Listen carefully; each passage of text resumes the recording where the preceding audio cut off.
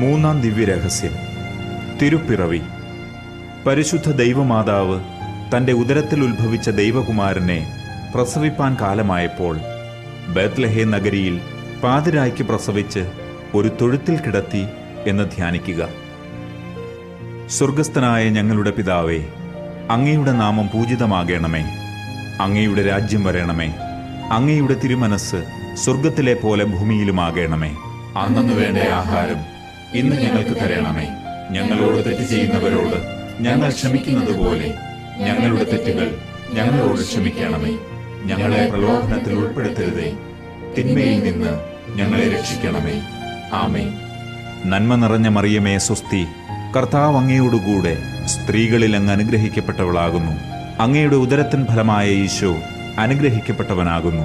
പരിശുദ്ധ മറിയമേ, തമ്പുരാന്റെ അമ്മേ, പാപികളായ ഞങ്ങൾക്ക് വേണ്ടി